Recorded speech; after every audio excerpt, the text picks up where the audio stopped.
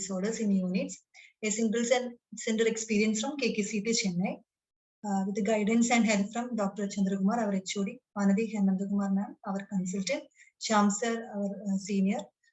And so here I am going to present a case series of 6 cases presented to our newborn unit from 2017 to 20 with their follow-ups.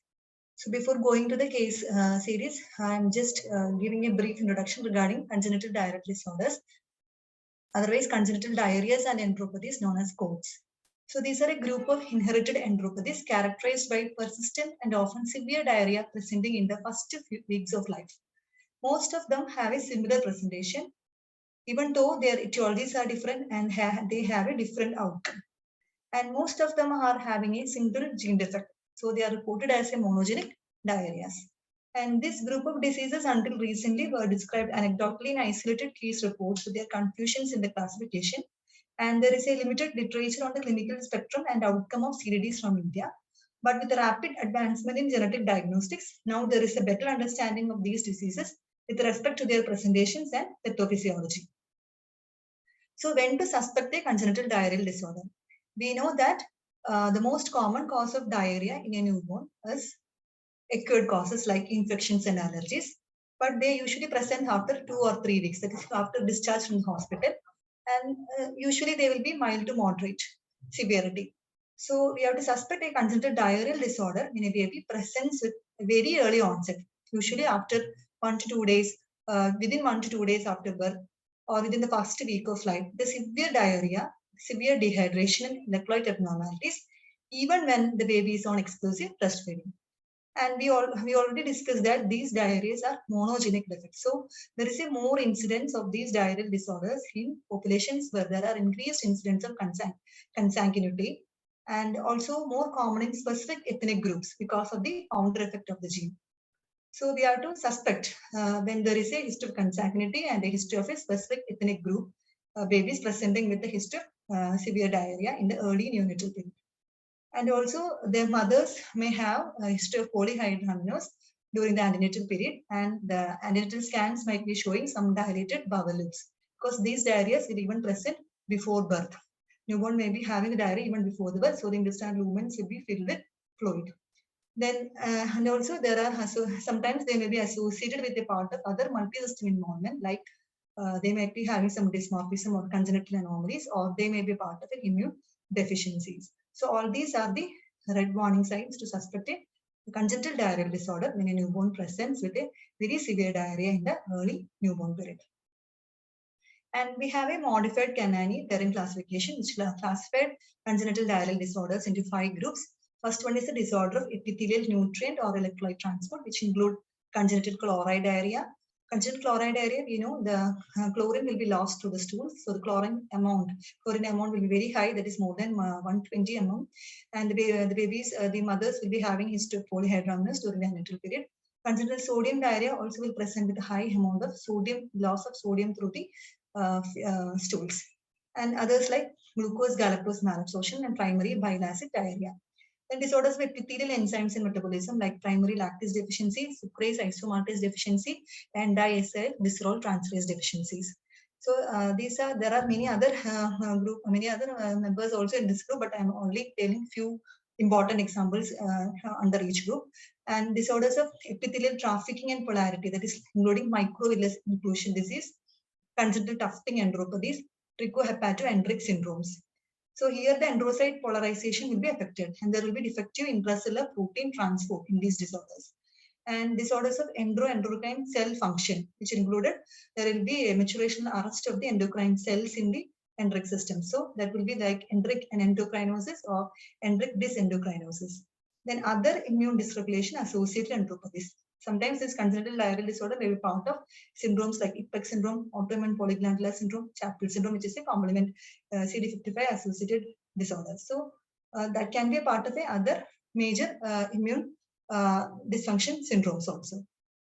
So now we are going to tell about the case series. That is the 6 cases which are presented to our unit for a period of 2017 to 2020, which was published in Indian Pediatric Journal in 2021. So the characteristics of these 6 infants, The first and third and fourth were similar diagnosis, same diagnosis. So I will first discuss regarding the first, third, and fourth baby. First baby presented to us during the 6th week of neonatal life. Actually, the symptoms started within first week, but came to our department at 6 weeks of age. Then it was a female baby. Second degree consanguinity history was there.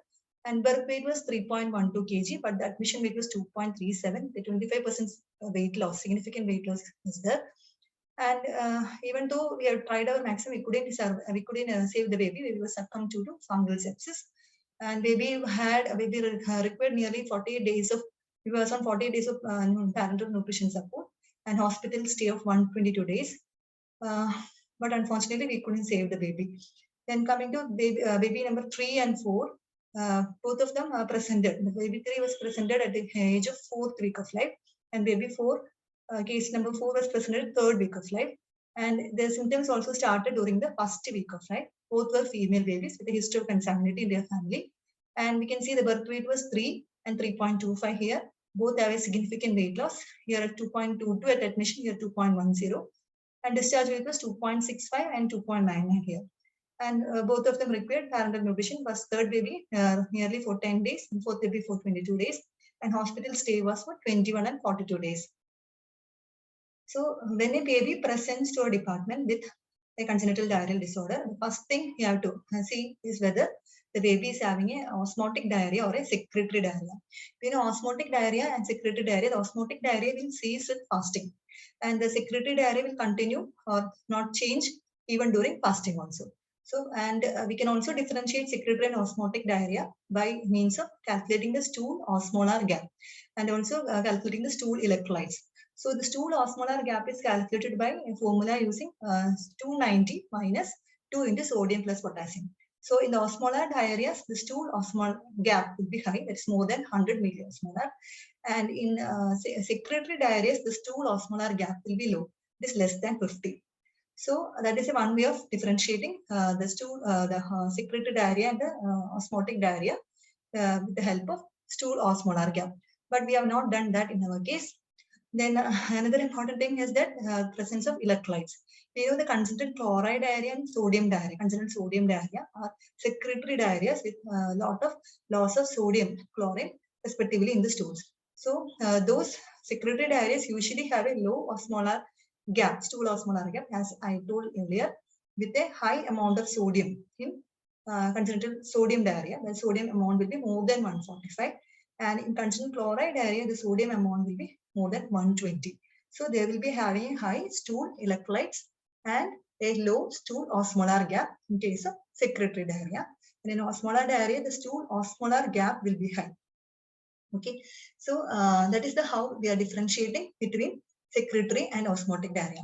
So, so when we give NPO, we are giving a trial of fasting, that is an NPO for 24 to 48 hours, the baby's diarrhea ceases or decreases, then it is likely to be an osmotic diarrhea. So in these 1, 3, and 5 cases, the stool amount was reduced. So both 3 of these cases were actually osmotic diarrhea. And along with this, we are also doing the lab other investigations like CBC, CRP, peripheral smear, RFT, LFT, complete IG profile to know whether any immunodeficiencies, blood and urine culture, and we are correcting the dehydration and dyselectrolytemia along with that. So if there is any culture positivity happens, usually it will be treated as sepsis with appropriate antibiotics, and that may be due to an infection.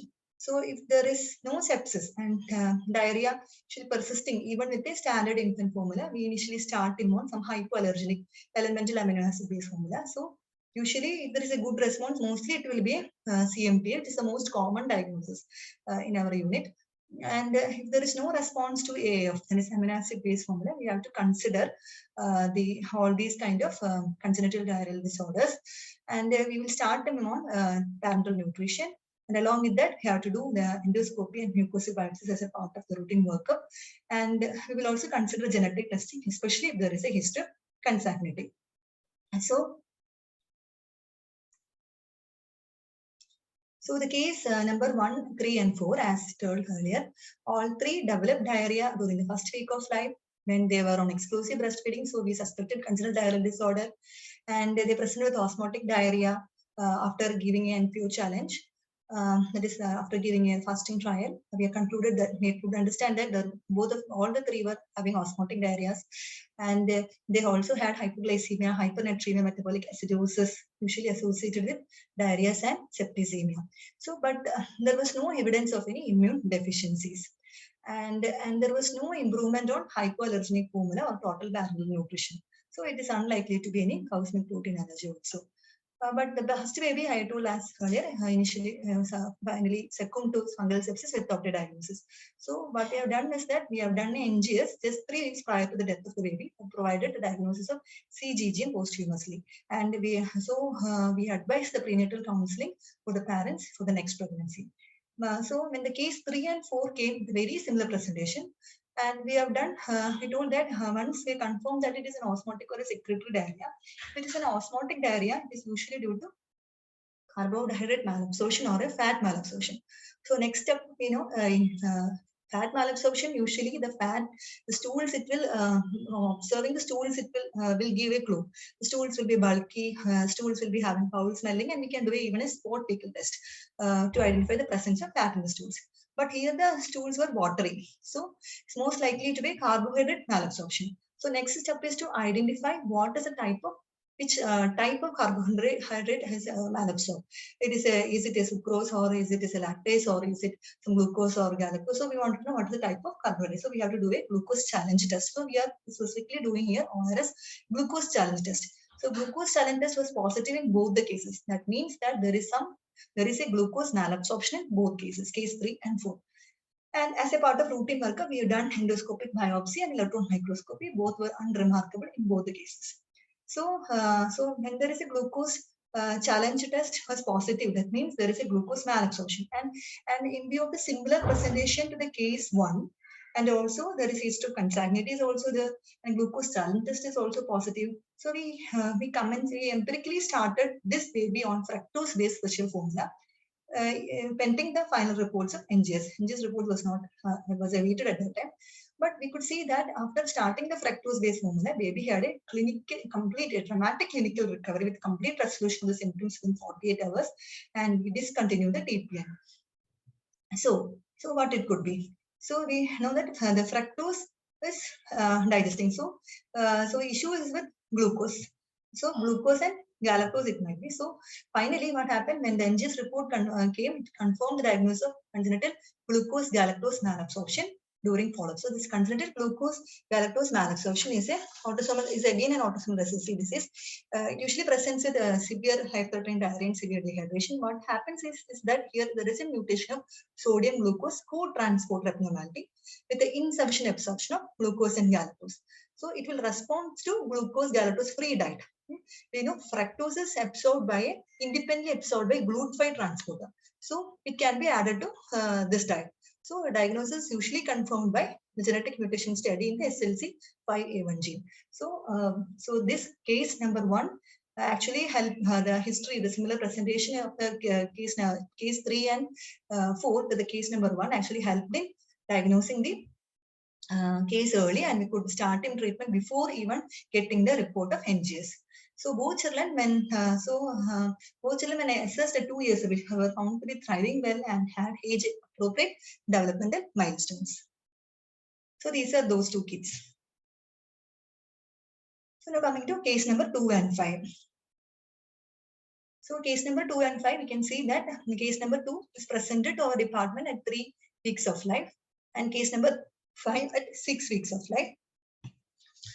And the onset of illness for the case number 2 was during the 2nd week, and case number 5, it was during the 1st week of life.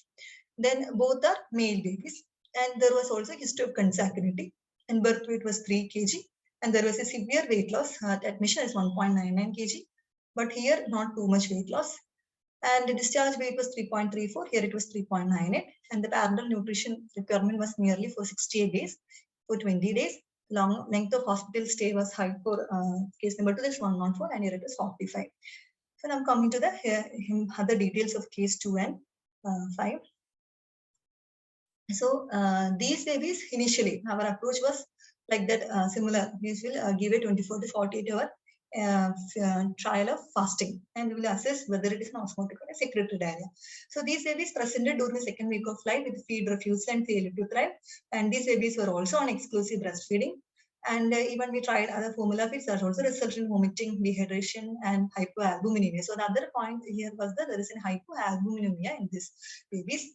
And even we started amino acid based formulas that also did not resolve any symptoms. There was no evidence of any sepsis or immune deficiency, so all these things were ruled out.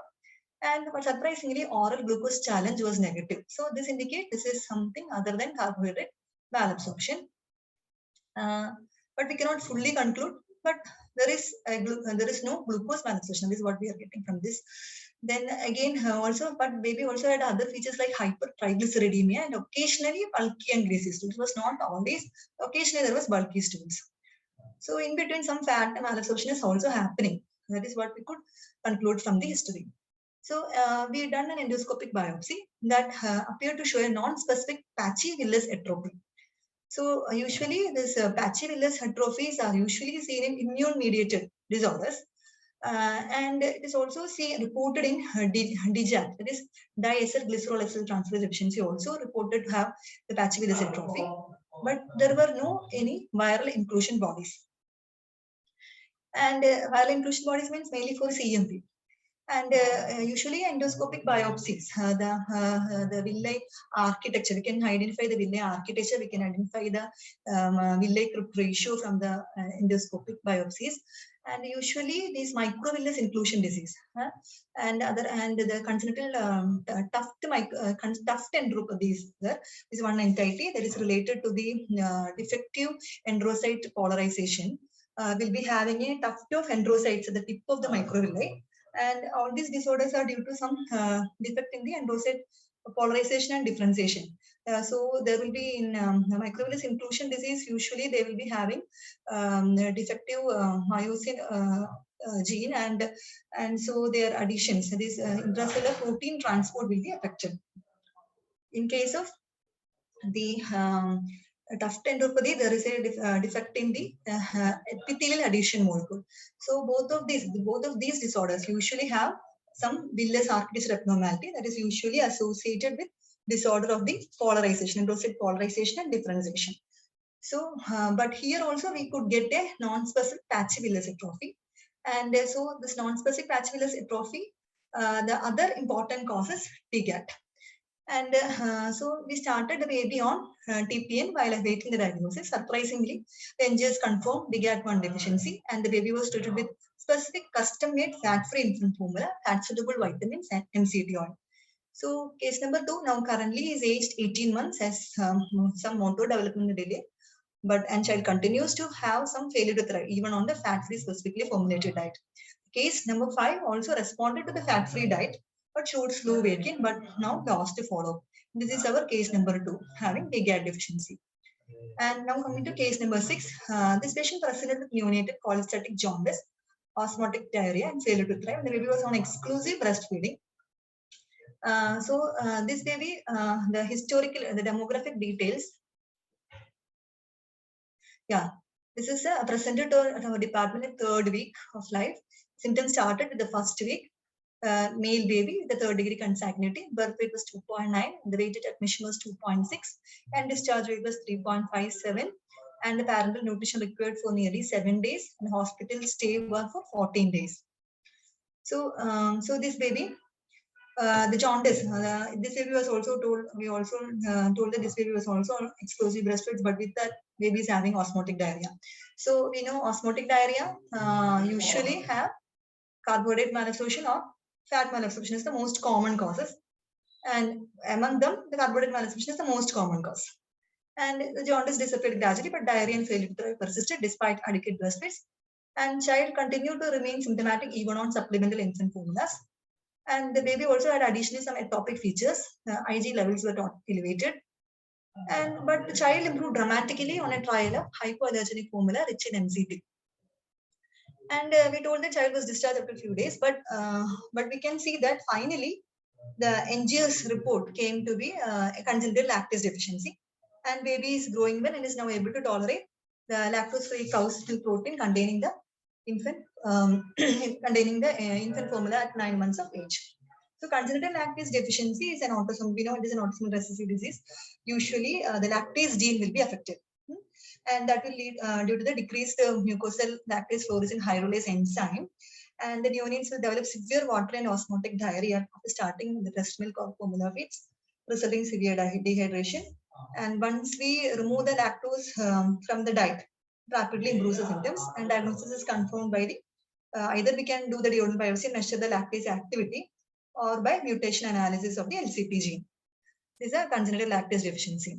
So summary, the specific test is done for all these babies. First baby, all these babies we have done endoscopy. First baby we couldn't do the first and second baby couldn't do the endoscopy and electron microscopy. But for case 3 and case 4 we have done. Case 1, case 3, case 4 are congenital glucose galactose malabsorption, and all these babies endoscopic findings were normal.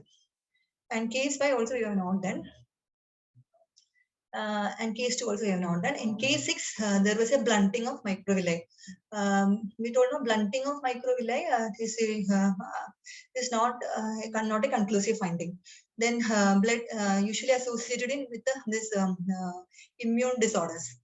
And other important endoscopic findings, as already discussed, is that tufting enteropathy, which could be identified by endoscopy, and then microvillus inclusion disease. Microvillus inclusion disease can also be identified by endoscopic biopsy. Which we can identify the inclusion bodies in electron microscopy. So all these otherwise this electrolyte transport or nutrient related electrolyte transport related diarrheas, or in case of osmotic diarrheas, mostly due to the glucose or fat malabsorption, then this findings usually is normal. Then coming to the blood CMV PCR, we have done for all babies were negative, and the response to NPO were not done for the case number 1. And for case 3 and case 4 was yes, suggestive of a osmotic diarrhea. In case number 3, case number 2 and case number 5, it was negative, suggestive of a secretory diarrhea. And for case number 6, we have not done. The oral, whereas glucose challenge test was not done for case number 1. It was positive for case 3 and case 4, suggestive of carbohydrate malabsorption, mainly glucose malabsorption. And for case 2 and case 5, it was negative. Again, it points about against the carbohydrate malabsorption. And we know that was a DGAT deficiency. So the NGS finally found that homozygous mutation SLC5A1 gene, that is a glucose galactose co-transporter. That was the finding in NGS, which was seen in same in 3 and 4, and diagnosed to be congenital glucose galactose malabsorption, that is case 1, case 3, and case 4, and treated with the carbohydrate-free fructose-based formula. And these two babies have already shown the pictures. Okay. So now to case 2 and case 5, the NGS showed DHAT1 mutation, diacylglycerol transferase deficiency. What happens is that this diacylglycerol transferase is the enzyme which is the final step for triglyceride synthesis.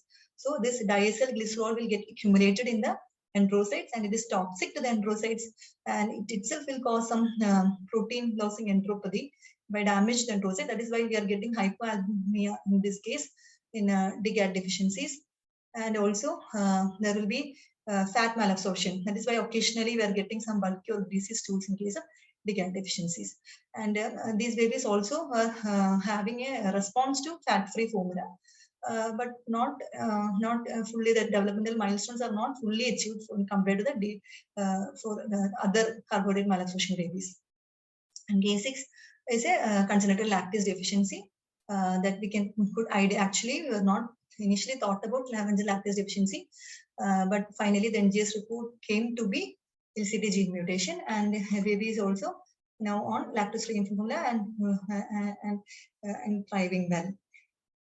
So this is a diagnostic algorithm, international algorithm for a osmotic diarrhea with no other system involvement. So when a baby presents with a osmotic diarrhea with no other system involvement, we have to go through this flow chart. And that is initially we have to examine for serum examination for albumin, triglycerides, cholesterol, fecal examination for pH, ions, and reducing substances.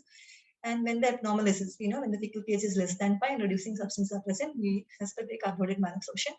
And specific breath tests are there, but for newborns it is difficult to do the breath test. So it is better to go for a molecular analysis, which can finally confirm the diagnosis.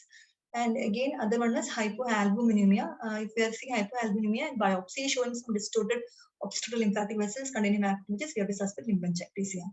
And fecal sodium is more than 145, you have to think about congenital sodium diarrhea. Chloride more than 90, congenital chloride diarrhea. And triglycerides less than 10, cholesterol less than 40. The other things are beta lipoproteinemia, hypolipoproteinemia, chylomicron retention disease. And if there are no abnormal results, all results are normal, then another important thing we have to rule out is cystic fibrosis. So in cystic fibrosis, the sweat test will be positive, and there will be molecular analysis will suggest help in diagnosis. Then another important thing is Spratman-Diamond syndrome, that usually will be having other other skeletal abnormalities. Now, the diarrheal disorders with other system involvement. Like if the baby is having some skeletal abnormalities, recurrent infections, failure to thrive, we have to think about Spratman-Diamond syndrome, which is associated with defect in ribosomal proteins, and there will be having some exocrine pancreatic insufficiency, so the fat digestion will be affected. Then if the baby is having edema, so which is like edema with hypoalbuminemia, we have to think about enterokinase deficiency. And others like other system involvement like nephropathy, organomegaly, usually seen in Fanconi-Bickel syndrome, which is a glycogen storage disorder, and glycogen deposition in the kidney and resulting damage of tubules, tubular nephropathy, it will happen. And also there will be hepatosplenomegaly also. Then if it is associated with dermatitis, alopecia, conjunctivitis, one is ectodermatitis enteropathica due to the transporter defect. And if you start sim treatment, the baby it can become better. Then another one is the other osmotic diarrhea associated with failure to thrive, vomiting, enlarged liver and spleen. All these features with ammonemia, that is amino acid aciduria. Most commonly associated is lysinuric protein intolerance. There will be defect in transport of lysine, arginine, and ornithine, and these will be accumulated. This will be defective transport of these things through the epithelial membrane. So this will be appearing in the stools and urine. And there will be hyperammonemia, and molecular analysis will confirm the diagnosis of lysinuric protein intolerance.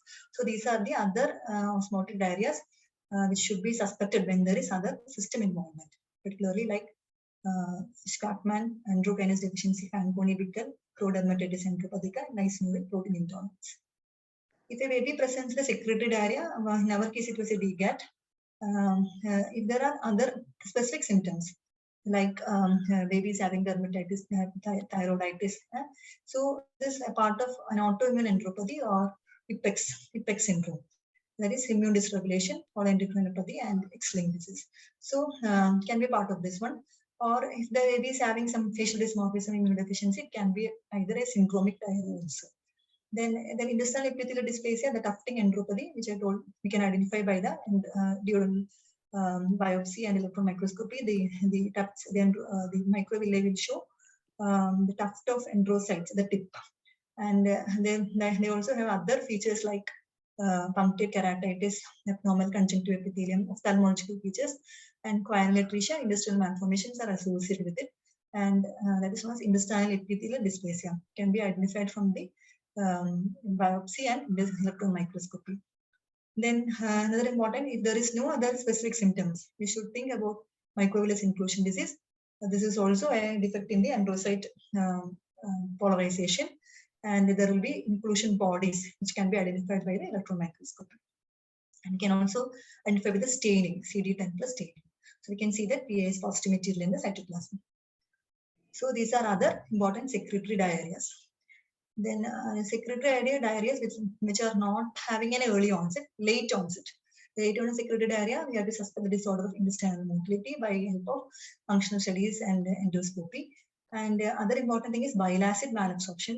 Bile acid malabsorption diarrhea can also present as a secretory diarrhea, and there will be a lot of chloride losses through colon will be there, and the bile acid transporter that will be defective. So these are the other types of secretory diarrheas. So this is our flow chart which we done for our 3 babies. So when a baby presents with a red flag signs like consanguinity, unnatural polyhydramnios, multisystem involvement, early onset diarrhea, sibling or family history, we have to suspect a congenital diarrheal disorder, particularly when it is in early neonatal period. Late neonatal, we know most commonly due to CMPs or other viral infections. So in early neonatal period, the type of, depending on the type of diarrhea, we have to divide it into an osmotic or a secretory diarrhea, already discussed. And if a secretory or the osmotic diarrhea, if it's suspecting an osmotic diarrhea, we keep it NPO, and if the baby improves, that means it is responding to the NPO challenge, and then we are giving a glucose challenge to know the type of the carbohydrate which is having malabsorption. So, and when glucose challenge test was positive, most likely to be glucose glucose malabsorption. And when we started the diet specific for the GGM with the fructose-based formula, the baby got improvement. Then if, and we are keeping NPO and baby is not improving, we have to suspect other cases like the DGAT deficiency, and usually we'll be having a normal villus architecture. And in other cases with the same symptoms, with the abnormal villi or abnormal crypt architecture, the other diarrheas which I told, like microvillus inclusion disease, tuft enteropathy, and all those things. And even autoimmune disorders and that are associated with immune dysfunction also will have a blunt villus atrophy, which can be identified using a biopsy and electron microscopy. So again, if there is a fatty diarrhea, which we could identify with the seeing the stools itself, we can do a immediate sport fecal fat test, and we can quantify the fecal fat, and we can identify whether it is an intestinal malabsorption or a pancreatic cause of fat malabsorption. And we can divide, we can see if the fecal elastase levels are low. It is usually might be due to pancreatic malabsorption, and fecal elastase is normal. It is usually might be due to intestinal mucosal abnormalities causing fat malabsorption, or it might be due to some beta lipoproteinemia or chylomicron retention disease, which are also related to the transport defect.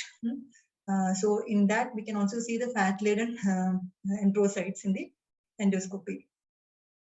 And bloody diarrhea usually associated with inflammatory infiltrates, might be due to the inflammatory bowel disease or autoimmune conditions, or maybe a part of primary immune deficiency, or blooding diarrhea itself might be due to some gastrointestinal malformations or congenital malformations in the gastrointestinal tract.